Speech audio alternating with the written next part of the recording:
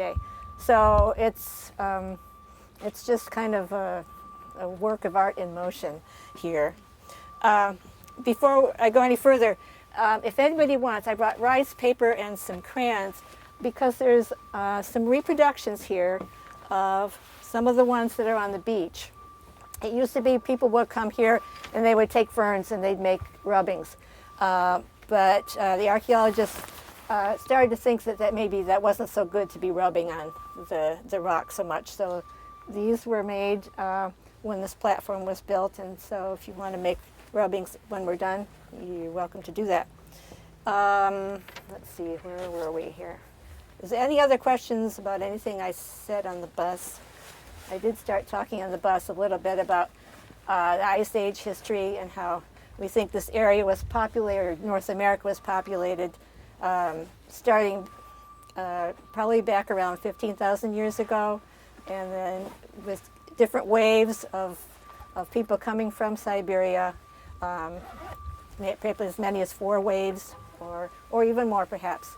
And then of course also people, once they were here, have moved around a lot. We know from the flood stories and the stories about people coming down the rivers under the ice, that people moved around once they were here. So as far as who exactly carved these, I don't believe it's possible to say. As far as the purposes, we were talking about historical events, tokens of shamans' vision quests, and sometimes they depict historical events like wars. There's even some petroglyphs that are actually, for instance, there's one over in El Capitan Strait that looks like a church. So there's, obviously that would be a much more recent one. Petroglyphs that have form line in, according to Steve Brown, he believes that form line developed about 1,000 years ago. So there is a particularly nice killer whale down here that it definitely has the form line elements. So we would expect that would be a more recent one. And then there are lots that are just simply eyes. And as I was saying before, these most probably related to vision quests of shamans. Because there are so many here, it must have been special for people who maybe were aspiring shamans or shamans who needed to renew their quest.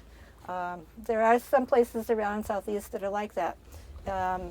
And in my book, there's a picture of a rock which is over on the west side of Prince of Wales Island, an enormous rock. It looks like a beach whale. It's just covered in eyes. Well, those weren't all one person in one time. We know that that was some very special place that was visited, revisited. And so I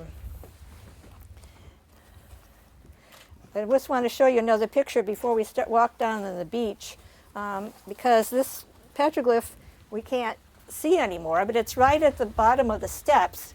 It's very large, and it tells part of the Raven creation story. And that is another thing, that some of these petroglyphs do tell parts of stories. But anyway, there's about 5 images here, and we don't see the whole thing. I mean, we can't see it all because it's completely under the sand. But there is another rock that we'll see that's part of that story. It's a blue jay, and we will see part of that one. So sometimes these petroglyphs are telling stories. So, What do you mean by form line? well, form line would be the artistic style, like this one right here, where you have, somebody else can explain form line better than me. Yeah. Yes, go ahead. Form line is a geometric pattern system that us Northwest Coast and a lot of other indigenous peoples of the world use to portray certain animal zoomorphic features as well as human features. Sometimes they can even take metaphorical shapes, but it's literally our way of putting together geometric shapes to portray something. It's telling a story. You'll see them in a lot of a lot of people's clothing has form line, like my sister's jacket's here. My auntie with the frog on her, that's form line right there. I'm sorry to use you as an example, but it's a perfect frog. It's an amazing frog. Thank you. But that's what form line is. And so you'll see motifs in a much older version, and petroglyph style is actually its own version of form line. Bonnie, how long has anybody done a study of what it takes to make one of these in terms of labor? Yeah, well, there was a student down in British Columbia, and in that area they have a lot of sandstone. This is basalt, much harder rock that we have to deal with. But she made one in about 2 hours.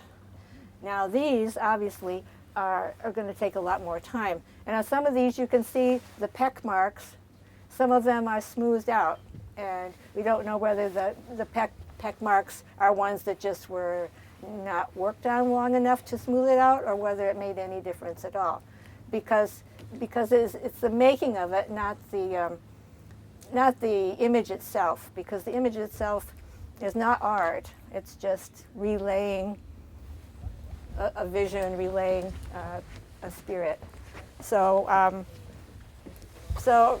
to peck it into basalt would take much more than 2 hours, I think, but not forever. You know, I mean, you kept at it. You can. I don't even want to guess how long it might take, but not interminable. So we'll see some that are human-type figures, anthropomorphic figures, parts of bodies. Sometimes with shamans, they might be because they thought the bones had special powers. We'll see one down here that's a rib cage.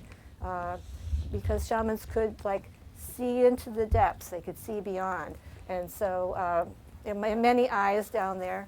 There'll be some animal figures, like this bird right here, which may be a crane. It's a blue heron.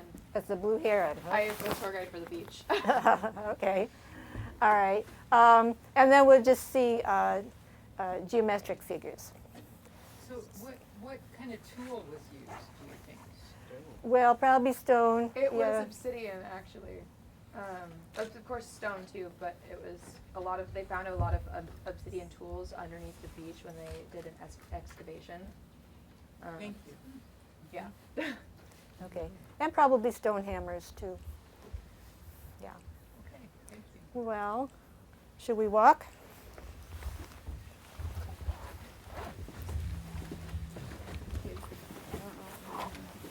So I think what I'll do is I'll just show you some, and then you can wander around and look for yourself. It is one of those things, once you start to see what to look for, you can start really looking at the rocks and see them everywhere. So.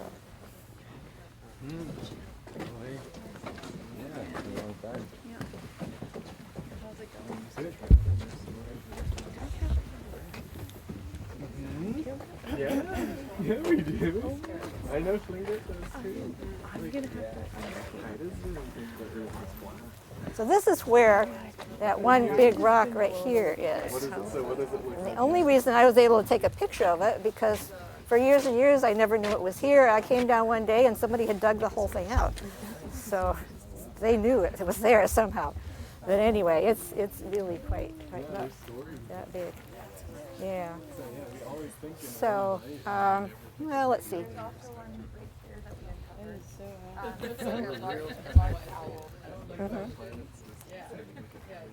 Yeah. So, yeah, the last time I wanted to bring the water bottle here. I'm going to get the spray bottle because these show up a lot better if they're wet.